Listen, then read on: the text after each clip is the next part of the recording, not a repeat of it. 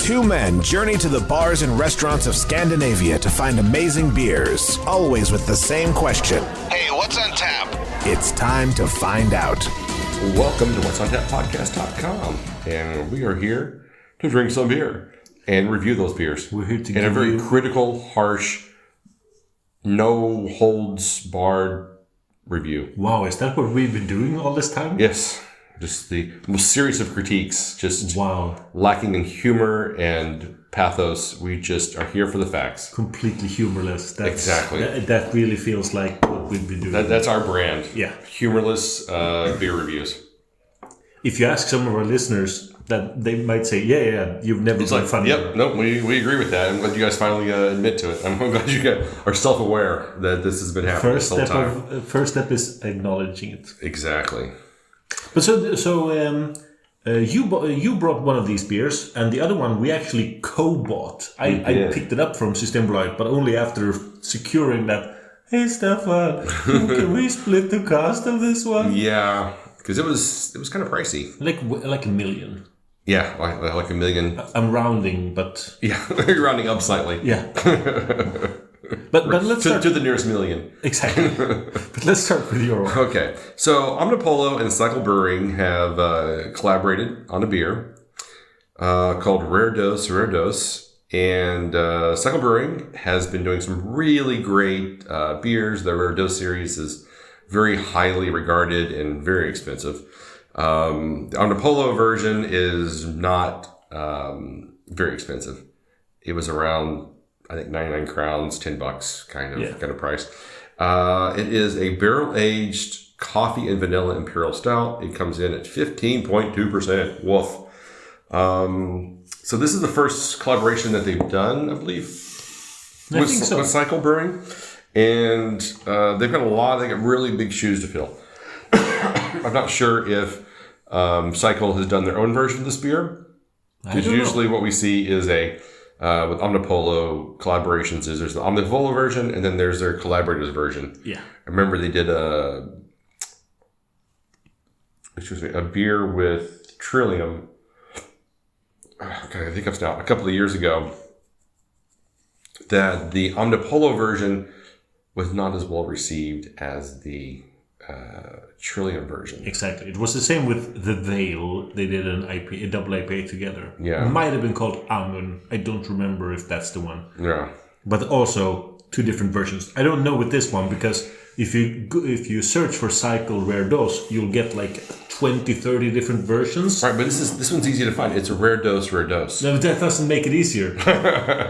And Cycle also have like Rare Dose Special Festival Edition. Yeah, they've got a billion versions of it. And then the Not Special Festival Edition. There's so many different versions. And all of the ones from Cycle are amazing. There's like Rare Dose Scoop with two O's. And then Scoop with many O's. Yeah. Who knows? But this smells like a Cycle beer. It smells sweet and rich and a little bit of bitterness. Yeah, if you were to tell me this was brewed at Cycle, I would believe you. This smells straight on. Should have given me this one blind. Oh, yeah? And I wouldn't have known. Yeah, I feel the same way. Yeah. All right. Let's try Cheers. it. Cheers. Almost a little bit of butter in the aroma.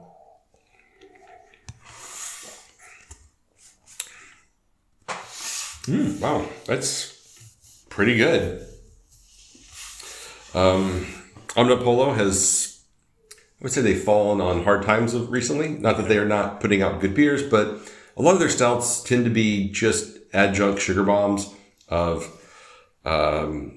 just a horrible mess of stuff thrown together and barrel aged or whatever. And they've just been really, and even some of their stuff like Lorelei, which used to be like an amazing coconut stout, has really, I'd say, fallen in quality. Yeah.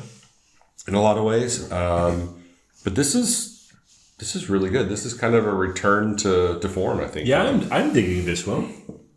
I get the I don't get the coffee so much, but I get a lot of what else is on vanilla. There? Yeah, a lot of vanilla and some chocolate in there. Quite a bit. A lot of caramel.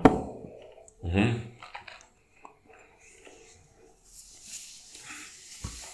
It's a little boozy. The 15% is definitely coming through. It's kind of hitting hard, but the aftertaste is not like alcohol burn. It's really sweet and nice. You get some real flavor in the end. It kind of pays off. I would say not in the front, but more towards in the aftertaste. I think this is where this beer is kind of coming through more. I agree. I'm finding it difficult to say a lot about this beer. It is exactly as you say. An initial explosion of sweetness, roasted bitterness a little bit, and vanilla. When it dies out, the only thing that's left is this lingering heat. And heat, not heat as in chili or spices, but heat as in alcohol. But it's a good one. Going back to, if I had this blind, I don't think I would have ever reached for Omnipollo. I definitely would not have reached for Omnipollo because it doesn't fall into that Omnipollo. I think super syrupy, gooey kind of beers that they've been making recently. But I don't think I would have reached for for Cycle in my brain either. No, it's missing a touch from the Cycle charm. I don't know what it is. Maybe it's probably the alcohol heat is a little too strong. Whereas I think Cycle stuff is a little more balanced than that, even when they do the high ABV beers. But I mean, 15.2. That's still a lot. I mean, it's hard to hide that much ABV in a beer. Yeah.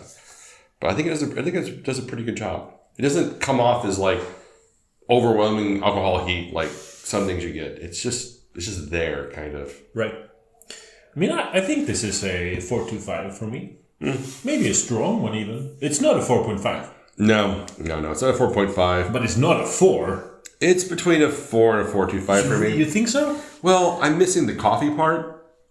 Since the two flavors are coffee and vanilla, and I don't get really any coffee on it at all, that's why it's kind of more of a 4 for me.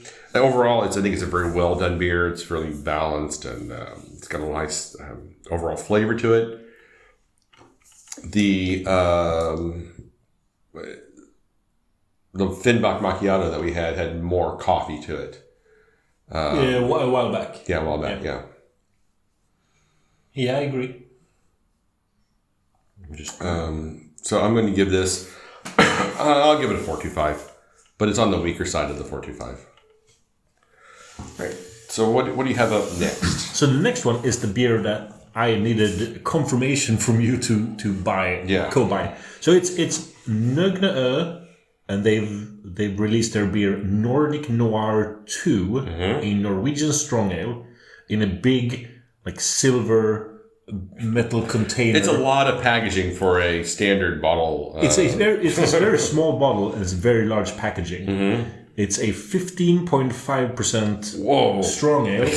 They're two big beers. I didn't realize both of them were so high. With honey from Brekkestø, muscovado sugar, demerara sugar, juniper branches, hops, and quake from Voss. Right. And this little bottle cost 159 Swedish kroner, so 16 bucks for a small bottle. Yep. Which was quite brutal. And this is bottle number 10,190 out of 15,500 bottles. I feel so special. You should feel special. And it's best before 2032. Wow. So, yeah, this has got a long shelf life ahead of it. And at 15.5% strong ale, it could probably survive the time. So with the Nordic Noir, they've had a number of... this is version 2. Version 1 came out as a regular version and a barrel-aged version. And I liked both with like 4.25s and even... about 4.25s. And then this one came out in 3 versions. This one that we have, then a sherry version that I've missed, and a Vouvray edition. Which is a wine? Vouvray is matured in Vouvray barrels. Oh, thank you. That I gave a strong 4. But that one I had at on tap at the Bishop's Arms in Malmo. So having yet another of the Nordic Noir is going to be fun. Yeah, I think Nogne O really excels in these kind of strong ales, stouts. I mean, it's really doing barley wines with really good stuff here. So I'm always looking forward to trying more of their beers. What do you think about this one? When I smell it, it kind of smells like an old barley wine. It does smell like an old barley wine, yeah. That was what I was thinking. It smells like a little bit of mintiness, but that might be the juniper branches, actually. I would think so. It smells to me like a dusty barley wine, if I had to be honest, which is probably not what they're going for. But it's definitely what it smells like. Cheers.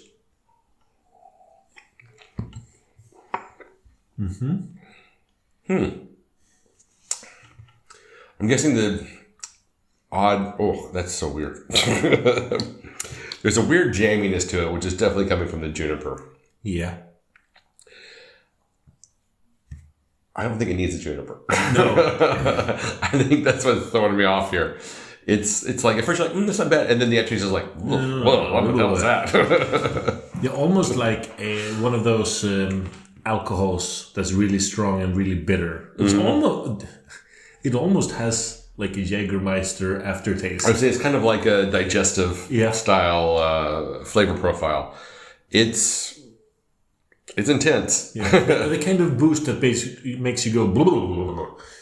And that's not a good thing.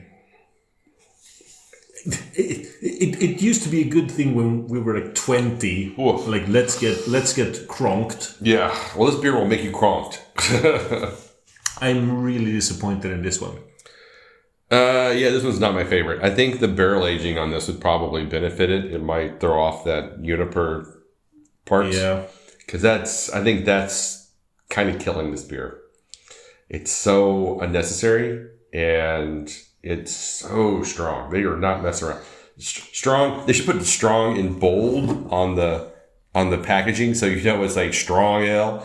Because it is really coming across pretty hard booze. But even in the flavor, it has that old minty, old barley wine that's kind of going past its expiration. Yeah. This is quite fresh. They just managed to nail that aging, dying flavor.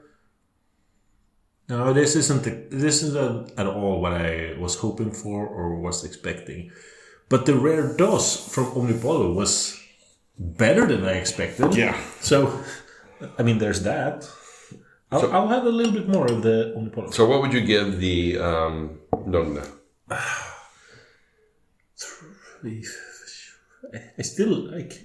I feel biased against this brewery. I feel biased for this brewery. Yes. A 3.75, and I'm being kind. Wow, you're being super kind. It's a 3.5 or even lower. It's like a 2.75 for me. Yeah. Because I just find it unbalanced. The juniper is, for me, it's just killing this beer. If it didn't have it, I think I would like it a lot more.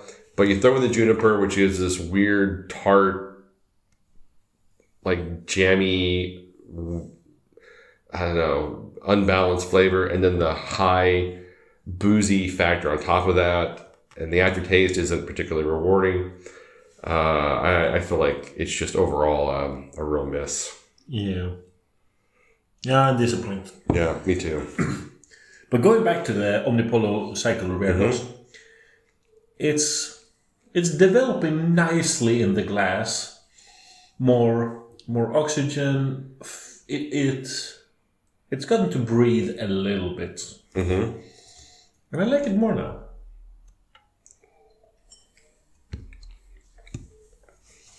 It's rich. It's flavorful. Still missing the coffee. It is missing the coffee. I think you've fallen victim to the classic blunder of reading the packaging too closely.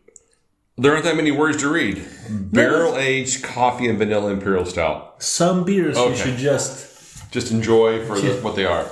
So if we're going to throw in the barrel-aged part also, there's not a lot of barrel aging. I don't know what the barrel aging is supposed to be. I agree. So I'm okay with my with where I was on my rating on that one. It's kind of missing in a couple areas.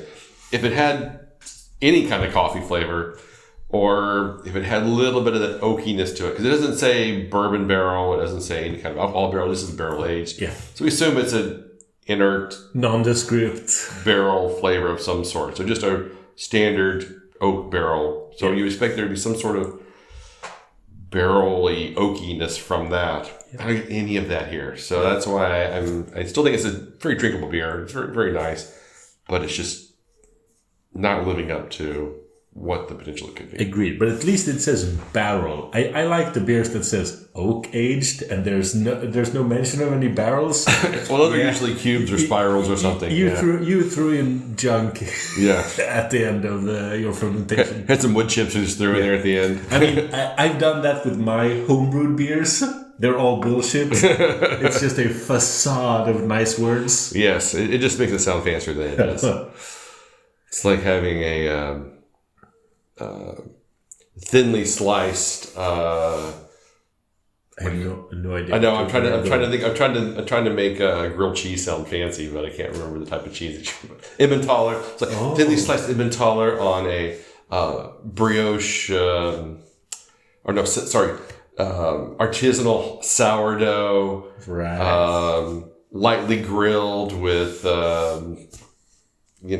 homemade aioli. It's like, dude, you just made a grilled cheese sandwich. You're not fancying this up. Exactly. A cheeseburger should always have American cheese, because American cheese doesn't fall apart when it melts. It's true, and it has a low melt point, so it gets really melty and gooey. Yeah. Okay. So that was our. So welcome to our cheese review of international cheeses. So you can find us online at whatsontappodcast.com, Instagram, Facebook, Spotify, YouTube, and wherever you find podcasts. We'll be there somewhere, I'm sure. Somewhere. Until next time. Keep drinking and dum-dums.